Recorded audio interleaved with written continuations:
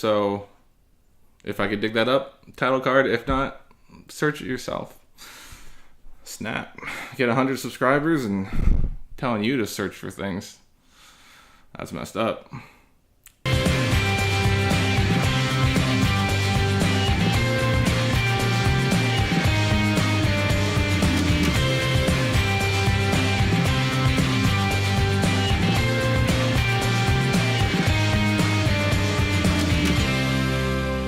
Welcome back to Rewind with bschwitty, because hey, I have 100 subscribers now.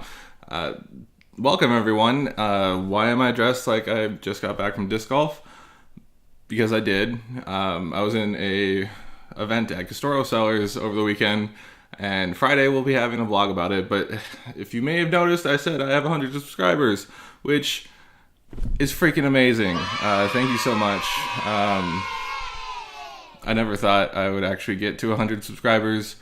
My goal was to hit it within a year, and we didn't. We're maybe 7 weeks off of that, but the fact that we did make it, that's really awesome, and I appreciate every single one of you out there that watches and comments and interacts, or just, occasionally laughs at the fact that I made a Super Smash Brothers meme with all of my guests and posted it to all of my social media.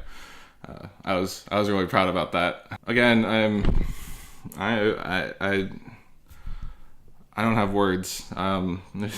It's really cool that I hit 100 subscribers, and thank you to every single one of you out there. Hopefully one day we'll get to have a glass together. Cheers.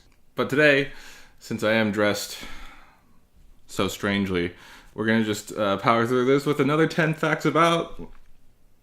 Fill out that new playlist for Monday episodes. And today's 10 facts are about not wine. Things that don't exactly fall under the definition of wine, but still have wine in the name. So let's start out with fact number 1. Merriam-Webster's definition of what wine is. Wine is the alcoholic fermented juice of fresh grapes used as a beverage. Very simple. That's going to be our framework for this. Is it grapes that have been fermented into a beverage? Going on to fact number 2. Barley wine. Barley wine is a strong ale of 6 to 11% or 8 to 12% alcohol by volume. It is also sometimes written as one word, barley wine. It is one of the oldest styles of beer. The current iteration of barley wine was first made back in the 15th or 16th century in England. And in the 18th century, it became popular among English aristocrats looking for an alternative to wine that had similar alcoholic properties. Number 3, honey wine or mead. You may remember we already did an episode on mead, as dear loyal viewer Alexi asked me to do some time ago now. But you could find that episode in the top right corner, and check that out if you're interested in learning more about mead. But for a recap, it is an alcoholic beverage created by fermenting honey with water, and then sometimes with various fruits, spices, grains, or hops. It can range from 3.5% alcohol all the way up to 20%. And the defining characteristic of this wine, or not wine, is that the majority of this wine's sugar is developed from the honey itself. Number 4, rice wine. Rice wine is an alcoholic beverage fermented and distilled from rice. It is traditionally used in East, Southeast, and Southern Asia. The most common rice wine you probably have heard of is sake, which is from Japan. Rice wine is made from the fermentation of rice starch that has been converted to sugar, and it is actually a really cool process that I learned about last Thanksgiving at the sake distillery that's in Berkeley, California. So I know a little bit about sake. Let me know if you're interested in learning about sake. We could do an episode like we did on mead. Just let me know in the comments below, and I'll do it. I'm probably going to do it anyway, but with your enthusiasm, I may do it faster. Number 5, fruit wines. Now, fruit wines are fermented alcoholic beverages made from a variety of base ingredients other than grapes. They may have additional flavors taken from fruits, flowers, and herbs. It's kind of a broad spectrum here. Like, there's pineapple wine, blackberry wine, blueberry wine. Generally, the naming structure is that fruit wines are referred to as the main fruit in the wine, followed by the word wine. For example, plum wine, because, well, how would you know it's not wine? Now, I've had pineapple wine before. I think I've had blueberry wine before. Not too many different fruit wines, but I've had some, and they are of varying degrees of interesting. In fact, I believe we had some on this channel, so if I could dig that up, title card. If not, search it yourself. Snap. Get 100 subscribers and telling you to search for things. That's messed up. So, number 6, elderberry wine. Elderberry wine is a song written by Bernie Taupin and Elton John that was first released on Elton John's 1973 album Don't Shoot Me, I'm Only the Piano Player. It was released as a B-side on Crocodile Rock as well, and that was all the way back in 1972. Take it what you will. I can't play it, obviously, because I don't own the rights to it. Maybe if there's a MIDI version out there, we'll throw it in. Probably not. Number 7, de-alcoholed wine, or de-alcoholized wine. De-alked wine, as they say. Is just a regular wine that's had almost all the alcohol removed. It is a high probability that there's a tiny bit of alcohol left over. Legally, it's less than 0.5% of alcohol by volume, which allows it to be on the alcohol-free label. Number 8, cherry wine.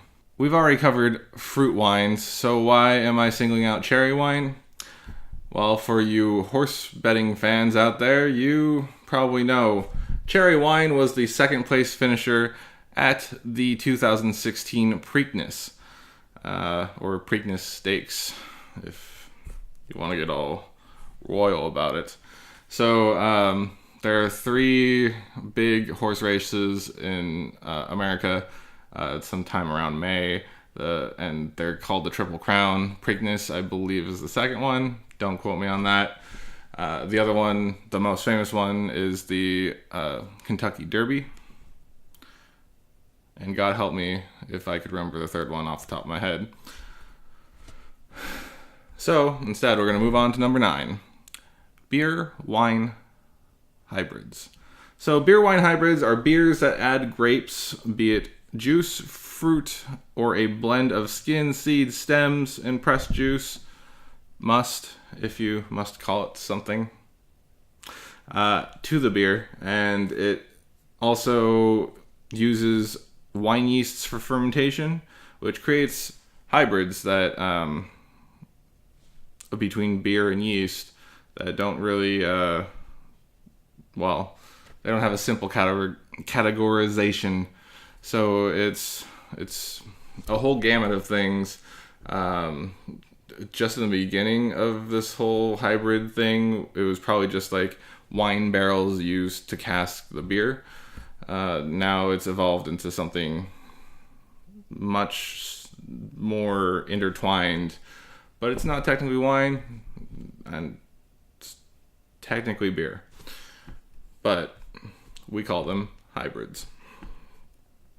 So, finally, number 10, I'm going to mispronounce this one, Coyol wine, or Chicha de Coyol, is a fermented alcoholic beverage made from the sap of Coyol palms, or a specific type of palm tree. It is mainly consumed in southern Mexico and other regions in Central America, like Nicaragua and Honduras. And since it's since it's a tree, I think technically sap from trees are in a vegetable category, kind of like honey is because it comes from flowers. So I guess if anything, it's close to mead, but just in terms of it is a wine made from excrements of floral things. So, did you learn something today? I actually learned a couple things. Scraping the bottom of the barrel for things like Elton John songs and horses. That's not a Glue reference. Thank you for tuning in.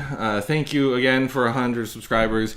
Please comment, share, like, and subscribe. Let me know if you've tried any of these random wines that I've talked about, and maybe we could have a discussion about them in the comments below.